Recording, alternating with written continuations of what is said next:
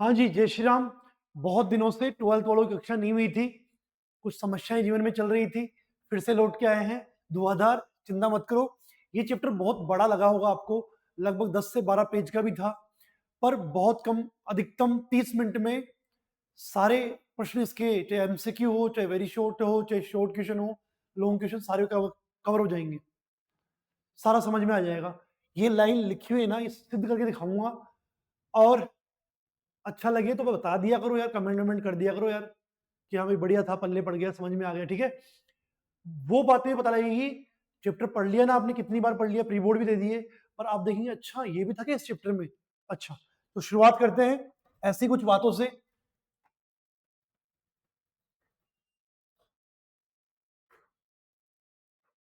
हम्म, क्या है देखो,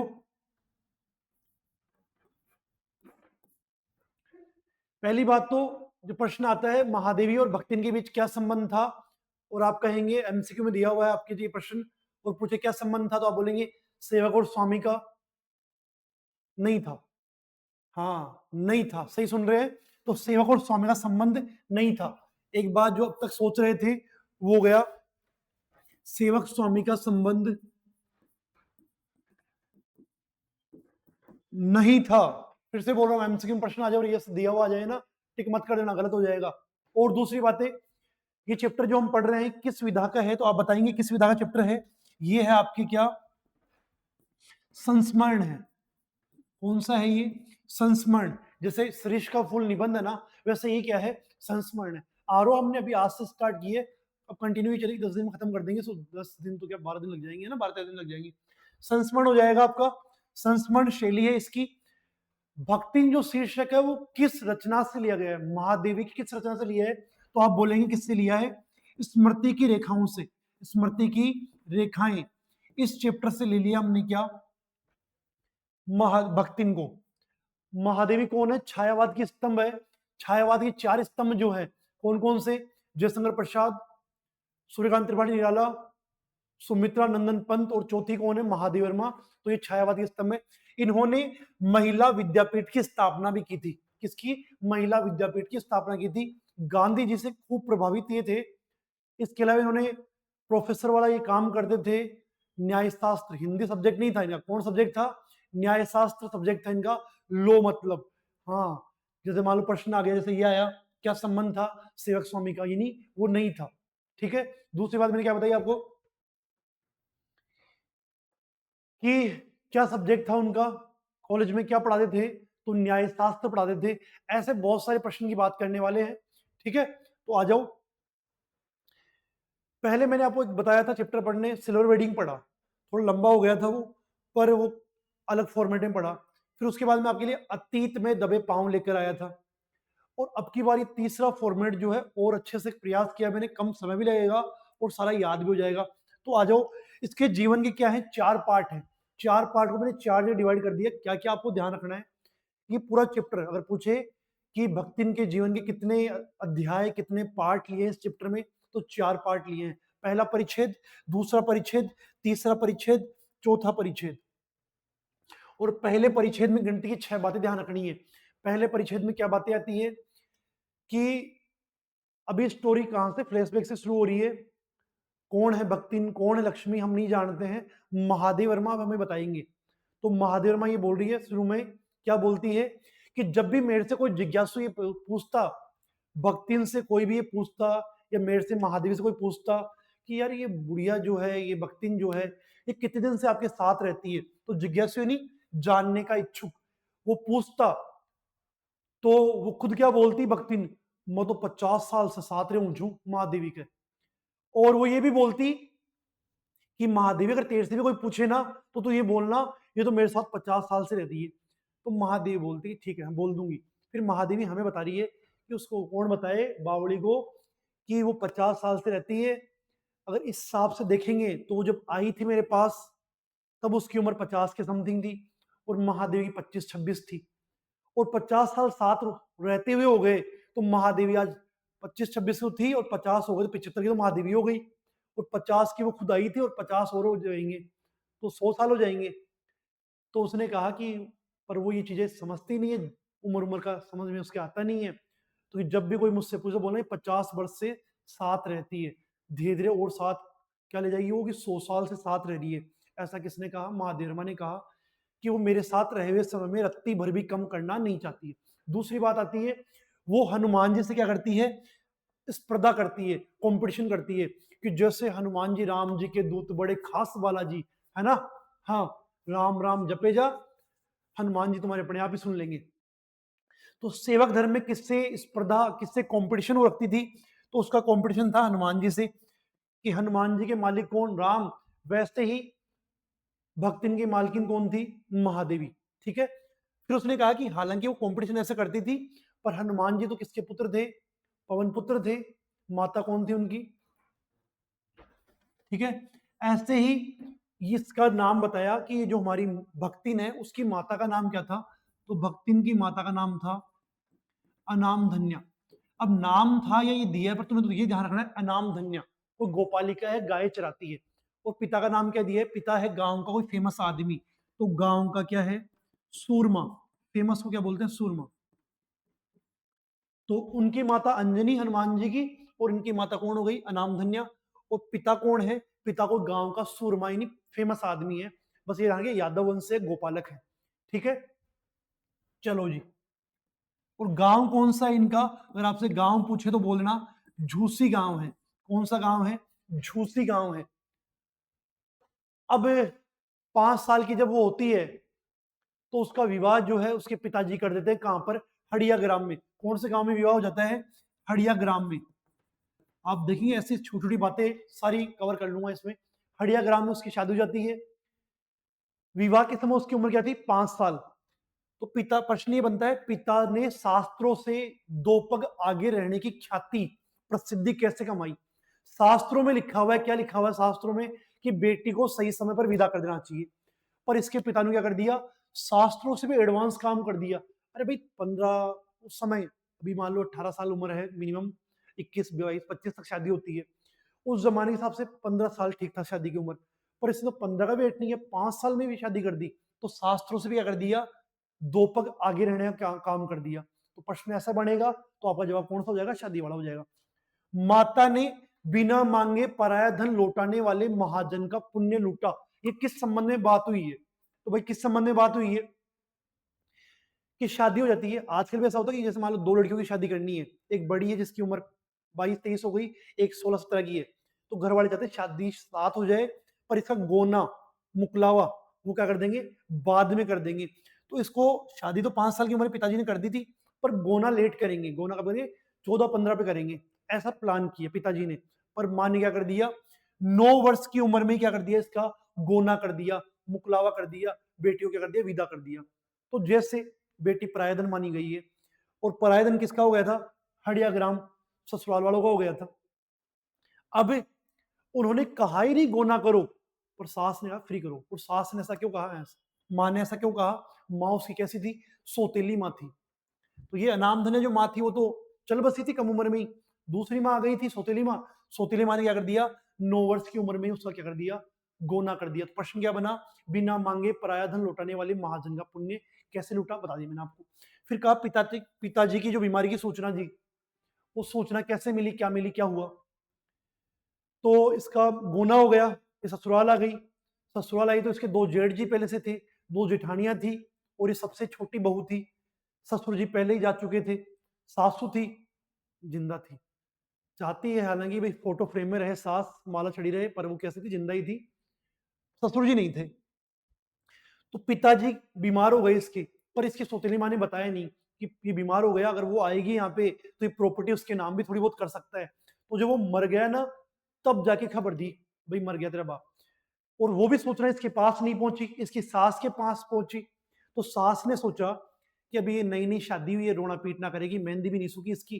तो सास ने कहा इसको बाद में बताएंगे। तो जब महीने 2 महीने बीत गए ना, तब सास ने बताया कि जब बहुत दिन हो गए गाँव जाया। ऐसे भी नहीं बोली इतने पिताजी खत्म हो गए हैं, कि बहुत दिन हो गए, जा पीर जाया। और भाई साहब पीर का नाम सुनते ही तो, आज भी आप देख लो, मम्मी से पूछ लो, पीर का नाम सुनते ही आज में ऊपर आसमान नीचे हो जाता है ना। हाँ। तो पिताजी की बीमारी, तो फिर वहां पे जब गए ना, महीने 2 महीने बाद में गई, तो जैसे वहां पहुंचती है, पहुंचते ही क्या करते हैं, सब लोग ताने मारते हैं, हाय लक्ष्मी ना भाई, अरे बाड़ी अबाई जी तू, तेरा बाप ना मरे 2 महीना होगा, तो अबाई है, हाय लक्ष्मी ना भाई, हाय लक्ष्मी ना भाई, ये सुनने को मिल रहा था। तो किस मैटर में मिल रहा था कि पिता की मृत्यु के महीने 2 महीने बाद जब वो जाती है, तो इसे बार बार गांव में पहुंचते ही क्या है, ये सुनने को मिलता है। और जब वो वहां से निकली थी ससुराल से, तो पंख लगे हुए थे, पंछी बनूं उड़ती फिरूं मस्त गगन में, क्यों पीर जा रही है ना, तो ससुराल से निकले तो पंख लगे हुए थे, पर जैसे ये सब सुना, सारे पंख क्या हो गए, जड़ गए, गांव की सीमा में घुसते क्या हो गए, पंख उसके झड़ गए। तो एक काम तो गया, हाय लक्ष्मण अब आई, एक लाइन इसमें और है, हाय लक्ष्मण अब आई की अस्पष्ट पुनरावृत्तियां और स्पष्ट सहानुभूति।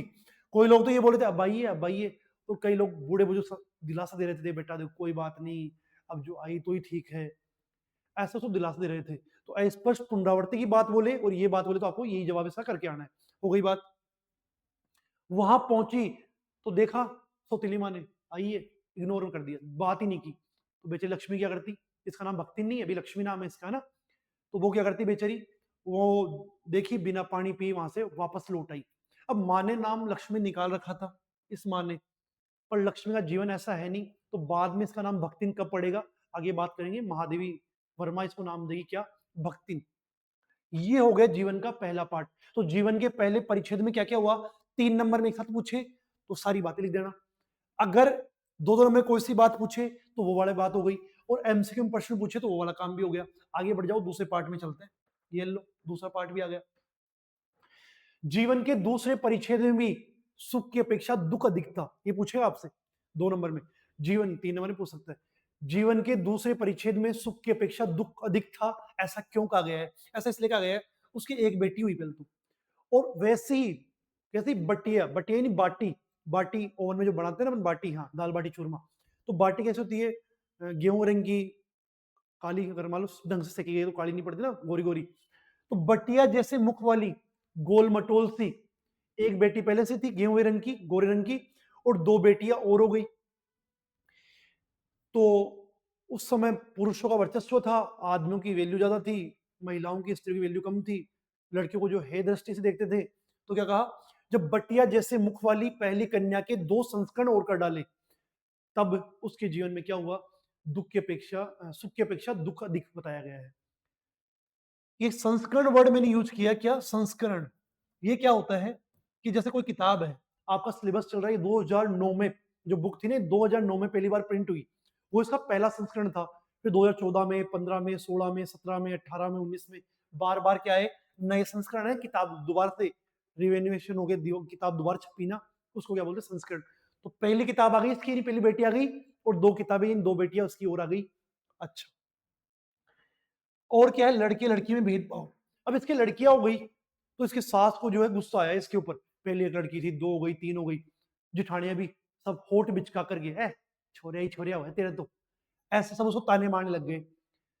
जिठानियों के पहले से लड़के थे, काले काले एकदम डामर के रंग के, बहुत झकास सुंदर सुंदर, है ना, बिल्कुल नजर नहीं लगे, ऐसे डामर के रंग के बेटे पहले से थे उनके। और जो सास थी उसके भी 3 लड़के लड़के थे, जिठानियों के 2 2 छोरे थे पहले से, इसके 3 लड़के लड़कियां हो गई। तो इसके साथ और इसकी बेटियों के साथ क्या था, भेदभाव था, इसकी बेटियां काम करती और ये काम करती, सास और जेठानियां मजे करती, क्या, इसकी बहन मजे मजे, है ना, वो तो करती मजे मजे, और ये करती काम धाम। अब क्या हुआ, लड़कियों को और उसकी माँ को यानी भक्तिन को, लक्ष्मी को क्या काम करना पड़ता था, गोबर थाप रही है, कंडे थाप रही है, मट्ठा फेर रही है, और मट्ठा ही छाछ बिलोना, तो खेती बाड़ी करना, गाय भैंस संभालना, ये सारे काम किसको करने पड़ते, भक्तिन को और उसकी बेटियों को। खाने के लिए इनको बहुत गंदा मिलता, कोई गुड़ के साथ रोटी मिलती किसको, महादेवी को, उसकी बेटियों को क्या मिलता, चने और बाजरे की घुघरी, घुघरी है नहीं तो जलवा पे या किसी शादी में बान पे बनती है ना, गेहूं को उबाला जाता है, चने को उबाला जाता है, वो इसकी बेटी को खाने को मिलता। उनके छोरे और उनकी माए जो थी जिठानियां, उनको बढ़िया चावल, दूध, बूरा, सफेद राब वर्ड आया, सफेद राब ही नहीं, बूरा, बूरा वूरा डाल करके वो खाने को मिलता। और छोरे जो थे वो, उनको तो मलाई उतार करके, मलाई कि भाई काले रंग के कैसे भी गोरे हो जाए, तो सफेद सफेद मलाई उतार करके उन छोरों को खिलाते कि सड़ो कैसे तो तुम मर जाओ गोरे, ऐसे। तो ये भेदभाव उनके साथ में था। खोटे सिक्के की टकसाल जैसी पत्नी, तो खोटे सिक्के की टकसाल क्यों कहा गया है, टकसाल यानी जहां पर सिक्का बनता है, ठीक है, सिक्का बनता है उसे बोलते हैं टकसाल। तो जैसे सिक्के बनते हैं कहां पर, मशीन में, टकसाल में, वैसे ही जो लड़कियां थी उस जमाने के हिसाब से क्या थी, खोटा सिक्का थी, काम की नहीं थी, ऐसे बोलते थे। और कहां से आ रही है, महादेवी में है, भक्तिन में से आई है, लक्ष्मी से बेटी निकल निकल के आई है। तो लक्ष्मी कौन हो गई, मशीन हो गई, टकसाल हो गई, और उसकी बेटियां क्या हो गई, खोटा सिक्का हो गई। इसलिए कहा गया है खोटे सिक्के की टकसाल। अगर आपको ये पता था तो बताना कि हमें पहले से पता था सर, वरना आपने बहुत अच्छे से समझा है, जरूर बताया। अलगोजा, अलगोजा यानी बंटवारा, कि जब काम वाम कर रही थी वो सोची कि मेरा पति जो है वो मेरे सपोर्ट में है, मेरे को मारपीट भी नहीं करता, मेरी जिठानियां, जिठानियों को तो मेरे जेठ जी रोज ठोकते हैं, पर इससे पति इससे बहुत प्रेम करता है। तो उसने कहा पति प्रेम करता, अपने कहूंगा अलगोजा कर लेते हैं, बंटवारा कर लेते हैं। बंटवारा कर लेंगे ना, फिर बस मैं अपना अपना देखभाल करूंगी, ये अपने अपने देखभाल करेंगे, अपने हिसाब से रहेंगे। तो पति के प्रेम के दम पर, किसके दम पर, पति के प्रेम के दम पर उसने क्या कर लिया, अलगोजा कर लिया। अब सास बोली जो बंटवारा कर ही रही है, तेरे तो छोरियां हैं, कल को अगले घर चल जाएगी, तो तेरे को तो अच्छी भैंस गाय खेती बाड़ी की जरूरत ही नहीं है, तेरे को तो ये जो नॉर्म खराब सा बंजर सा खेत दे देते हैं, कमजोर सी गाय भैंस दे देते हैं, सूखे पेड़ दे देते हैं। माँ भक्ति लक्ष्मी बोली है ऐसे कैसे, मैं तो बढ़िया लेऊंगी। पर वो अंदर से खुश भी थी कि ठीक है यार, जो भी होगा बंटवारे में, उसके बाद जो मुझे मिलेगा उससे मैं अपनी मेहनत से अच्छा बना लूंगी। ये सोच के उसने क्या कर लिया था, बंटवारा स्वीकार कर लिया था। ठीक है, अलगोजा कैसे हुआ क्या हुआ मैंने बता दिया आपको। बंटवारा हो गया, इसी बीच बड़ी बेटी की शादी कर देते हैं। बड़ी बेटी की शादी करते हैं, उस समय इसका पति जो है 35-36 की उम्र में होता है, भक्तिन जो है, लक्ष्मी जो है, वो 28-29 की उम्र में होती है। बड़ी बेटी की शादी हो गई, और कहा कि जो बड़ी बेटी का पति आया दामाद, इसे हम घर जवाई बना के चाहिए, पिता का ऐसा प्लान था। पर इसी बीच क्या होता है, भक्तिन के यानी लक्ष्मी के पति की मृत्यु हो जाती है। जब उसके पति की मृत्यु होती है, उसकी उम्र क्या थी, उसकी उम्र थी 36 साल। कितनी उम्र थी, 36 साल। और भक्तिन की उम्र कितनी थी, 29 वर्ष थी। आप देखो 29 वर्ष की उम्र में कई बार लड़कियों की शादी अब नहीं होती है, अब तक बैठे हुए रहते हैं। इसकी भक्तिन की बेटी की भी शादी 29 साल की जब वो हुई ना, उसमें तो उसकी बेटी का भी विवाह उसने कर दिया था। अब पति की मृत्यु हो गई, पर जब महादेव के पास चली जाएगी, थोड़ी देर बाद में हम बात करेंगे, महादेव के पास जब चली जाएगी वो, तो वो अपने पति को क्या बोलेगी, बूढ़ऊ। बूढ़ऊ क्यों बोलेगी, वो जवान ही मर गया था, कि भाई अब तो भक्ति ने बोलते मैं तो बूढ़ी हो गई ना, तो वो भगवान के घर पे है, वो भी बूढ़ा हो गया होगा ना, इसलिए मैं तो उसको बूढ़ा ही बोलूंगी, बूढ़ा नहीं बोलूँ तो उसकी अपमान हो जाएगा, बेइज्जती हो जाएगी इससे। अब वो सोचे जेठ जिठानी कि यार इसका खेती बाड़ी कितनी बढ़िया है, गाय भैंस आम आम के पेड़ सब बढ़िया है। अगर अपनी ये चाची, कौन सोच रहे हैं, उसके जिठोत सोच रहे हैं, उसके जेठ सोच रहे हैं, जिठानियां सोच रही है कि अपनी ये जो लक्ष्मी है भक्ति ने, जेठ क्या सोचेंगे, छोटे भाई की वाइफ, छोटा भाई तो खत्म हो गया। जिठानी क्या सोचेगी कि हमारी दो रानी यानी भक्तिन, जो देवर खत्म हो गया। ऐसे उनके बेटे क्या सोचेंगे कि हमारे जो चाची है, अगर ये दूसरी शादी कर लेना तो सारी प्रॉपर्टी अपन हड़प लेंगे। और भक्ति ने कहा कि नहीं, मैं, हाँ, कि मैं कभी बदलूंगी नहीं, मैं कभी दूसरी शादी नहीं करूंगी, मैं कोई कुकरी बिलाई ना होए। एक बार बोल दूं डायलॉग वो वाला, वो कैसे बोलती है, ऐसे पाँव पाँव पटक के बोलती है, मैं कोई कुकरी बिलाई ना होए जो हमारा मन पसीज जाए, हम तुम्हारी छाती पे हो रहा भुजंग राज करीबो समझत रही, ऐसे बोलते हैं। ठीक है, अरे सर ये भी सीख लिया गया। हाँ, तो क्या कर दिया उसने, ऐसा डायलॉग मार दिया और गुरुजी के पास गई, कान में कुंडल पहन लिए बड़े बड़े, जो बाल थे वो कटवा लिए, घी जैसे चिकने बाल थे उनको कटवा लिए। ये क्या था, ये विधवा वाला चोला उसने पहन लिया है, और कभी न टलने की घोषणा कर दी कि अब ऐसा जब वेशभूषा पहन ली ना, सफेद साड़ी वगैरह, बाल कटवा लिए, कुंडल पहन लिए, कंठी माला धारण कर ली, माला, इससे क्या होता है, अब दोबारा ये शादी नहीं करेगी। ये था उसके जीवन का दूसरा परिच्छेद, और उसने प्लान कर लिया भाई ठीक है, अब मैं शादी दूसरी करूंगी नहीं, और मेरी बेटी का जो पति है वो या घर जवाई बन के रह लेगा, हम आराम से रहेंगे।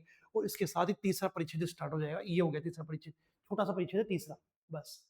तीसरा छोटा सा है, चौथा बड़ा सा है, तीसरा छोटा सा है। आ जाओ, अच्छा प्रश्न है, देखो इतनी देर में एक ही प्रश्न लोग करवाया है, क्या भक्तिन का दुर्भाग्य भी उससे कम हटी नहीं था, या लक्ष्मी का दुर्भाग्य उससे कम हटी नहीं था, ऐसा क्यों कहा गया है। तो उसने पति के चुने हुए बड़े दामाद को क्या कर दिया, घर जवाई बना के रख लिया था। बाकी दोनों बेटे की शादी उसने कर दी, विदा कर दिया, भाई सब फ्री रहे, और मैं आराम से, मैं, मेरी बड़ी बेटी और मेरा बड़ा दामाद या घर संभालेंगे। इसे दोनों बेटियों के कर दी उसने, हाथ पीले कर दिए, छोटी वाली की भी, छोटी वाली लड़की की शादी कर दी। पर दुर्भाग्य कम मटी क्यों नहीं था, जैसे उसकी बच्ची, बड़ी वाली बच्ची की सॉरी सी युवती 18-20 की हुई ना, उसके पति की भी मृत्यु हुई। तो उसके पति की जो मृत्यु किसकी? भक्तिन के पति की नहीं, उसके बेटी के पति की मृत्यु हुई। तो कहा उसका दुर्भाग्य भी क्या नहीं था, उससे हटी नहीं था। वो जिद कर रही थी, हार नहीं मान रही थी, वो जिद्दी थी। पर उसका भाग्य उससे भी ज्यादा जिद्दी था कि वो सोच रही थी आराम से सब रहेंगे, मैं, मेरी बेटी, मेरा दामाद रहेंगे। और इसी बीच क्या, उसके बड़ी बेटी के पति की भी मृत्यु हो गई। अब क्या हुआ? अब वो जो जेठ के लड़के थे, यानी इस लड़की के, लक्ष्मी की बेटी के जो कजन ब्रदर थे, वो प्लान कर रहे हैं कि यार अपनी किसी जानकार से अपनी कजन सिस्टर की शादी करवा देंगे ना, तो भाई साहब इनकी प्रॉपर्टी अपनी हो सकती है। ऐसे वो जेठ भी सोच रहे थे, भाई अपने छोटे भाई की बेटी जो है, इसकी शादी अपने जानकार से करवा देते हैं। ये प्लान उनके चल रहे हैं। तो वहां पर एक जो जेठ का लड़का था, जेठ का लड़का, वो अपने साले को बुलाता है। साला कैसा था? तितरबाज। तितरबाज यानी आवारा, जो सारा दिन चवन्यागिरी करता रहता ना, कई छोरे छापे वैसे। तो वो भी क्या था? चवन्या था। कौन था? तितरबाज था, आवारा घूमने वाला था। तो उसको बुलाया और कहा कि है ना, इससे शादी कर देते हैं, देखो ये विधवा है, ये तो सही है, अभी तक शादी इसकी हुई भी नहीं है। पर लक्ष्मी भक्तिन, मतलब लक्ष्मी भक्तिन और उसकी बेटी समझ गई कि ये प्लान कर रहे हैं कि प्रॉपर्टी हड़प ले। उसकी बेटी भक्तिन भी समझदार थी, उसने देख ले बेटी अब तू करे तो मैं कहा, नहीं माँ, हम तो अपन अपनी घर संभालेंगे, कोई दिक्कत नहीं, मेरे को शादी नहीं करनी है। तो वो समझदार थी, इसलिए उसने मना कर दिया। पर अब वो सोच रहे कि यार अगर ये किसी ने बाहर का कोई दूसरा जमाई आ जाएगा, किसी दूसरे से शादी कर लेगी ना, तो प्रॉपर्टी उसकी हो जाएगी, अपनी नहीं हो पाएगी। अब क्या करें? तो एक दिन भक्तिन गई हुई थी बाजार में, लक्ष्मी गई हुई थी बाजार में, और वो तितरबाज जो आवारा था, सोगला छोरा था, वो क्या करता है? वो देखता है भी घर में कोई भी नहीं है, घर में कोई भी नहीं है, वो लड़की अकेली है। तो अंदर घुस करके कोठरी का किवाड़ बंद कर लेता है। लड़की अंदर अकेली थी। थोड़ी देर बाद जब 2, 5, 10 मिनट बाद वो निकलती है, तो छोरे ने 5, 4 चाटे लगा दिए गाल पे, बढ़िया लाल लाल, है ना, उंगली छाप दी उसकी। और वो जो ये जेठ साला अंदर घुस गया, कमरे में घुस गया, ये तो ना कोठरी में घुस गया, कमरे में घुस गया। और ये जो थे जेठ का लड़का, ये बाहर गांव को इकट्ठा करने लगे, और आओ देखो क्या हो रहा है, अरे दिन दहाड़े क्या हो रहा है, ऐसे अपनी कजन सिस्टर को बदनाम कर रहे थे। कोठरी में घुस गए। बाहर जब आके जिसने किवाड़ लड़की ने खोला, तो बाहर पब्लिक इकट्ठी थी, पंचायत बैठी की, पंचायत बिठा लिया। अब तो पंच वाले क्या बोलते हैं, पंचायत वाले क्या बोलते हैं कि भाई कौन लड़का बोलता, मेरे को तो यही बुलाई थी। लड़की बोलती मैं क्यों बुलाऊंगी, अगर मैं बुलाती, लड़की बोलती अगर मैं बुलाती तो मैं चाटे क्यों मारती, गाल लाल क्यों करते, ऐसा इन्होंने कह दिया। ठीक है, तो ये हो गया, किसका फैसला हो गया? पंच का। स्क्रीन लग गई ना? तो पंच फैसला क्या हुआ? पंच समस्या में पड़ गए। पंच बेचारे समस्या में क्यों पड़ गए? लड़की तो बोल रही है कि मैंने नहीं बुलाया, और लड़का बोल रहा है कि इसने बुलाया है। लड़की बोल रही देखो गाल पे उभार तो देख लो, अगर मैं बुलाती, ये लड़का बोल रहा है कि मैंने इसको निमंत्रण दिया, मैंने बुलाया, तो मैं इसको मारती क्यों? तो लड़की ऐसे कहती है, उनके गालों में जो 5 उंगलियां छपी ना, उसमें उस निमंत्रण को पढ़ने की वो प्रतीक्षा कह रही थी कि भाई पढ़ लो, मैंने तो नहीं बुलाया, अगर बुलाती तो चाटे थोड़ी मारती। पर पंचायत बैठी, भाई ये सच्चा है या ये सच्ची है, क्या कर सकते हैं, घोर कलयुग आ गया है, जमाना ही खराब हो गया है, पर अब कुछ नहीं हो सकता। पर ये दोनों एक साथ निकले हैं, एक कमरे से निकले हैं, इसलिए आज से ये पति पत्नी हुए। अरे गुस्सा आ गया लड़की को, लड़की ने गुस्से से होठ काट लिया आगन्य नेत्रों से। भक्तिन देखती है, अरे ये सुगला जवाई बनेगा मेरा, ऐसे भक्तिन सोचती है। और ऐसे करके पंचायत का फैसला गांव में मानना पड़ता है। ये रियल स्टोरी चल रही है ना, रियल स्टोरी। देखो पहले कैसा कैसा जीवन था, अब लड़की कोई गलती नहीं है यहाँ पे, है ना, फिर भी ऐसे को स्वीकार करना पड़ेगा। ये है जीवन, पहले ये जीवन था। शहर आने का निर्णय, एक बार क्या हुआ, जब वो शादी उससे हो गई, अब भाई साहब वो खुद मजे करता आवारा घूम गया, पहले आवारा था और आवारा हो गया, तो और आगे बाहर जाके तीतरबाज युवक बन गया, और ज्यादा भयंकर अय्यासी करने लग गया। धीरे धीरे सारे खेत खलियान गाय भैंस सब बेच बेच के खत्म कर दिया इसके। और जो खेत थोड़े बहुत थे, उनमें टैक्स चुका नहीं पाए ये लोग। कौन काम कौन कर रहा था? उसकी बेटी, और वही कर रही थी कौन? भक्तिन। तो जब वो कर्ज नहीं चुका पाए, टैक्स ही नहीं कर, तो कर जब नहीं चुका पाते हैं किसका? जमींदार कर नहीं चुका पाते हैं, तो जमींदार क्या करता है? बख्तिन के नाम खेत है, तो बख्तिन को कड़ी धूप में खड़ा रखता है। उसकी इंसल्ट होती है, बेइज्जती होती है कि मैं अब इस गांव में नहीं रह सकती हूँ। और अभी जैसे तीसरा परिच्छेद खत्म हो जाएगा, ये खत्म हो गया परिच्छेद, अब वो शहर आने का प्लान कर रही है। तो शहर आने का प्लान क्यों किया? वो टैक्स नहीं चुका पाई, कर नहीं चुका पाई, और कर नहीं चुका पाई तो क्या हो गया? उसने कह दिया कि है ना, अब मैं यहाँ मेरी बेइज्जती हो गई है, मैं यहाँ नहीं रहूंगी। तो उसने उसी दिन से शहर आने का प्लान कर लिया। क्यों किया, कैसे किया, सब बता दिया। और इसके आने के बाद में जीवन में क्या हो गया? सारे खेत खलियान सब धीरे धीरे बिक गए, गरीबी वाली हालत हो गई। तीसरा परिच्छेद हो गया। चौथा परिच्छेद बड़ा परिच्छेद है, बस इसको भी पूरा करते हैं। थोड़ा पानी पी ले, चाय आई भी पड़ी है। चलो देखो अगला, ये है इसके जीवन का अंतिम परिच्छेद। और कौन सा परिच्छेद? चौथा परिच्छेद।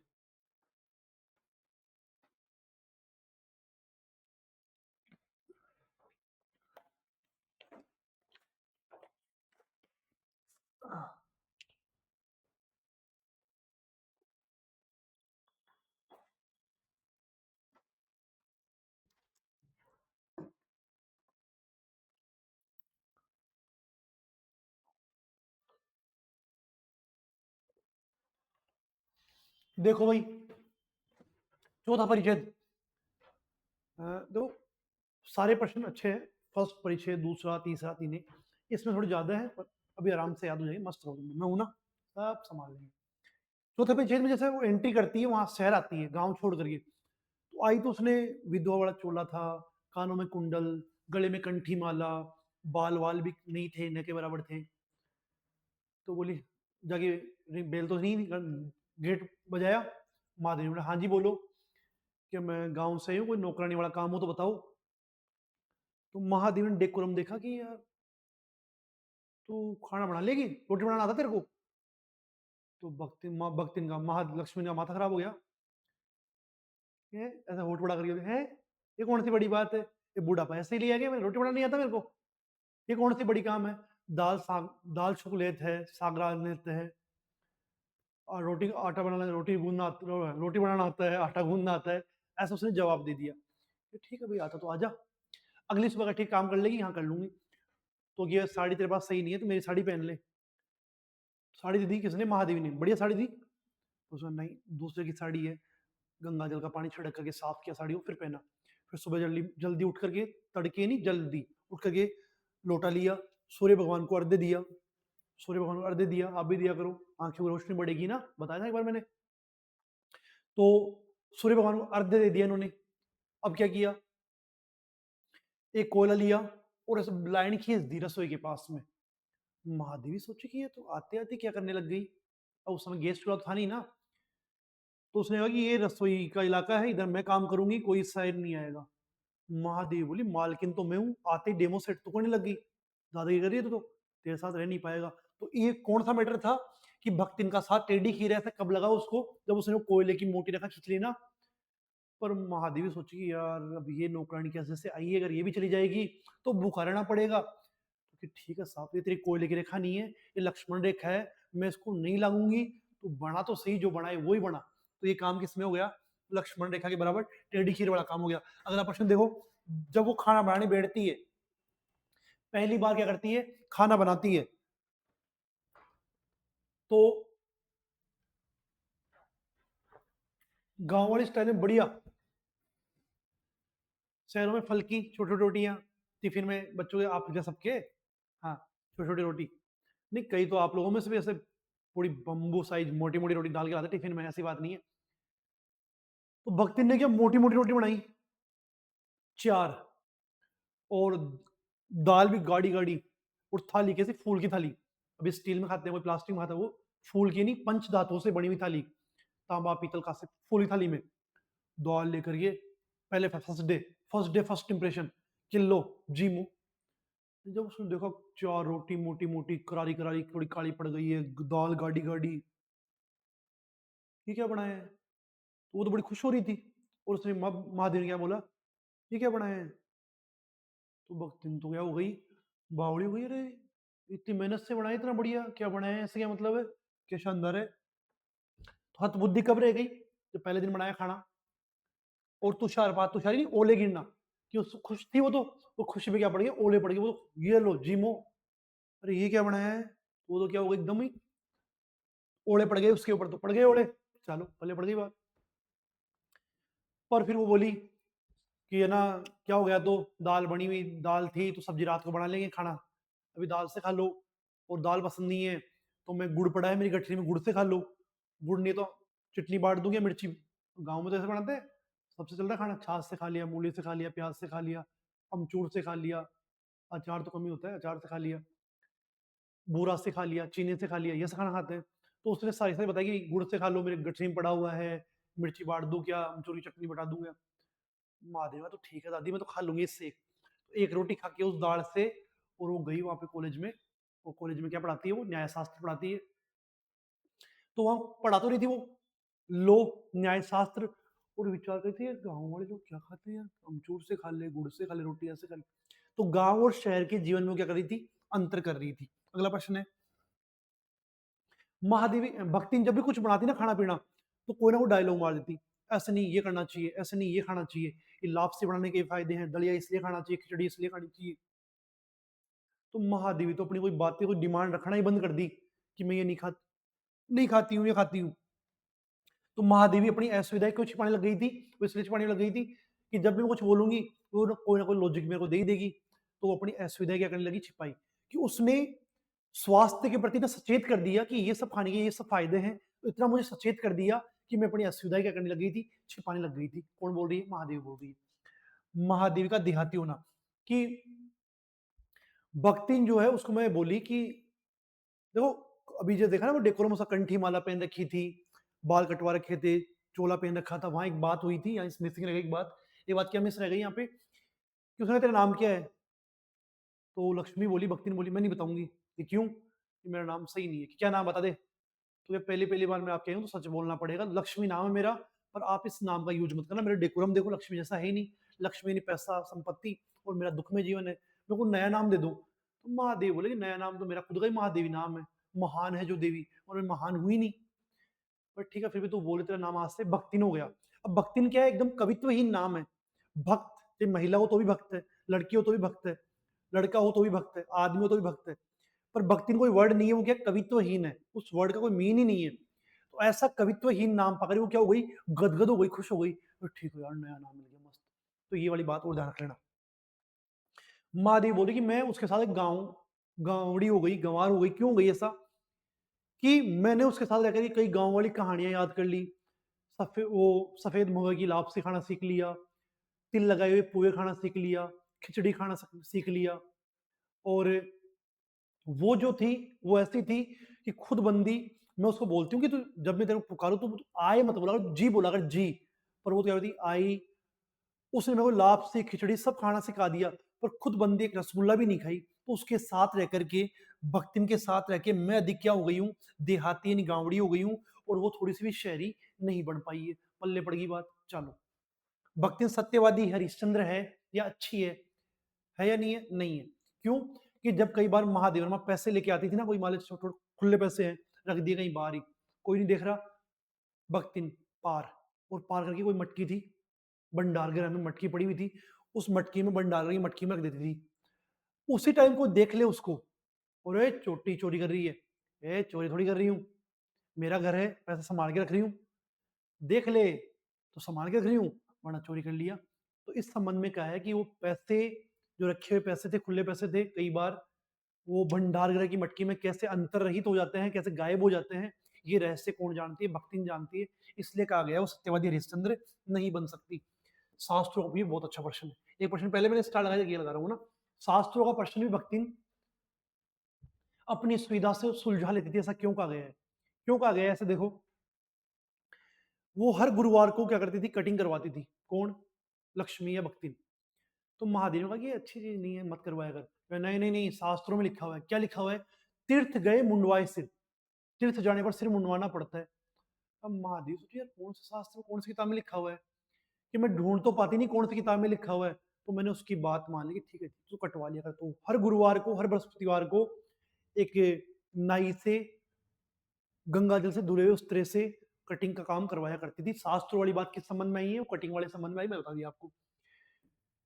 एक बार महादेव ने कहा कि मैंने नियम बनाया, क्या नियम बनाया था, कि सब लोगों को है ना सिग्नेचर करने पड़ेंगे, तभी उनको पेमेंट मिलेगा। भक्ति ने सोची यार साइन करना तो मेरे को आता ही नहीं है, तो प्लान किया। क्या प्लान किया? सब लोग तो पढ़ने बैठ गए, यार मैं तो बूढ़ी हूँ, मैं इनके साथ बैठूंगी तो मेरे को शर्म आएगी, और ये पढ़ाने वाला बच्चा है खुद ही, मेरे को क्या पढ़ाएगा? तो कहा हमारी मालकिन तो दिन रात किताबन में गड़ी रहते, अब हम भी पढ़न लिखत लागत तो गृहस्थी कौन देखत, कि हम खुद तो, वो मेरी मालकिन तो पढ़ती रहती है, अब मैं भी पढ़ने लिखने में लग गई ना, तो घर का काम कौन करेगा रे, रोटी कौन बनाएगा? तो पढ़ने वाले वो सारे सारे नौकर थे, वो भी सोचे अरे ये बात तो बंदी की सही है, और पढ़ाने वाले वो भी सोचे यार सही है बात तो इसकी, अगर ये खाना बना नहीं बनाएगी तो अपन खाएंगे क्या, तो तू मत चल, तू तो रहने दे, तू मत पढ़े, हम कर लेंगे। अब खुद को तो पढ़ना नहीं है, खुद को जाता भी नहीं है, फिर भी कोई बंदा पढ़ रहा है ना, कोई कै लिख रहा है, तो जैसे कै ऐसे लिख रहा है, नहीं थोड़ा और घुमा ऐसा कर, हाँ ये सही है, रह लिख रह ऐसे नहीं ऐसे लिख रहा है, हाँ कुछ भी, किसी की आकृति चेक कर रही है, किसी के छोटा बड़ा साइज है, अक्षर बड़े करने चाहिए छोटे करने चाहिए देख रही है, तो किसी आव की आवृत्ति, किसी का उच्चारण, ये सब वो देखने लग गई थी। खुद पढ़ी लिखी नहीं है, पर बिना पढ़े लिखे क्या बन गई, चेक करने लग गई थी, मॉनिटर बन गई थी, बिना पढ़े लिखे क्या बन गई थी, गुरुजी बन गई थी। हो गई बात, चलो। तर्कहीनता के लिए भाई लॉजिकल बात थी, ये मान लेते भाई वहां काम धाम करना था, पर कई बात तो बिना लॉजिक की बात, जो लॉजिकल बात ही नहीं हो ना, उसको भी वो मनवा लेती थी। वो सबसे ऐसे बोलती थी मेरी मालकिन बहुत ही यूनिक है, मेरी मालकिन ना स्पेशल है, तो सब बोले क्या स्पेशल है, औरत जैसी औरत है। तो एक बार क्या हुआ, कोई किताब खो गई, ये कुछ पढ़ने लिखने में व्यस्त थी, कौन, महादेव वर्मा, खाना भी नहीं खा रही थी, तो ढूंढ रही थी कि आओ तुम थोड़ा हाथ बताओ, बाकी नौकरों को बोलती तुम ढूंढो आओ, वो क्या पढ़ने क्या लिख रही है, कुछ लिखवा दो उसको, वो कविता लिख नहीं पा रही, वो लिखवा दो। तो बाकी नौकर बोले हम कैसे लिखे, हमें थोड़ी आता है, तो मैं तो पहले ही बोली थी मेरी मालकिन यूनिक है स्पेशल है, तुम नहीं लिख पाओगे, तुम नहीं कर पाओगे उससे ऐसा काम, वो स्पेशल है वही कर सकती है वो काम। हाँ हाँ तेरी मालकिन स्पेशल है। तो इस वाला लॉजिक क्या था, तर्कहीनता, कि भाई पढ़ने वाला काम तो वही करेगी ना, तो तर्कहीनता वाली बात थी। फिर भी उसने क्या कर लिया, तर्क खोज लिया, प्रमाण खोज लिया, इस मैटर में बात आई है, ठीक है। हाँ, भक्तिन अन्य से बुद्धिमान है।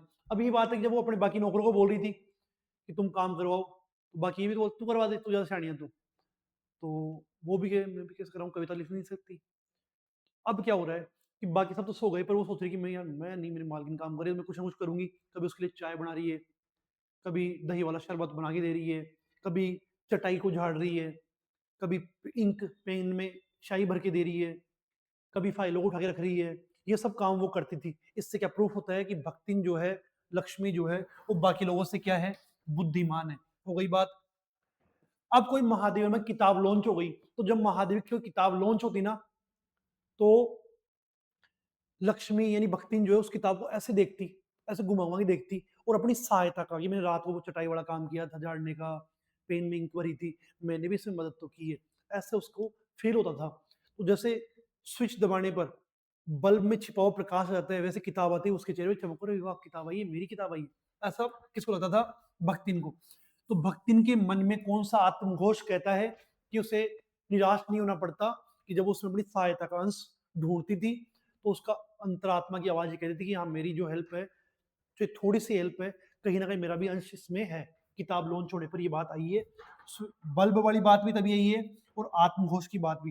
तो वो जल्दी क्यों जागती थी, महादेव के पास एक तो हिरण थी, कौन, सोना, कुत्ता था कौन सा, बसंत, और क्या था उसके पास, और था उसके पास एक हिरणी, सोना, सोना कुत्ता बसंत, और बिल्ली गोदुली, तीन ही उनके पास जानवर थे। तो सुबह सुबह बसंत भी है फ्रेश होने के लिए जाएगा, हिरण भी उछल कूद करेगा, और गोदुली बिल्ली भी कोई खाने पीने का जुगाड़ ढूंढेगी बाहर जाके। तो उनके चक्कर में महादेवी को, जो खुद तो महादेवी जल्दी उठती थी, कॉलेज जाना है, पर भक्तिन को उससे भी पहले उठना पड़ता था उन जानवरों को ले जाने के लिए, फिर महादेवी के लिए नाश्ता खाना बनाने के लिए।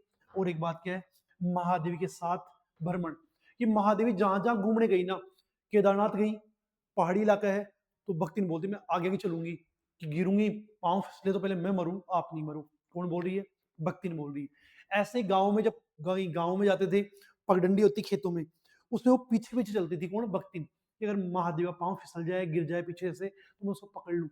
तो गांव की पगडंडी में, धूल भरी पगडंडी में पीछे चलती है भक्तिन, और केदारनाथ वाले, बद्रीनाथ वाले पहाड़ों पे क्या चलती है, वो आगे आगे चलती है, कौन, भक्तिन। ये हो गई।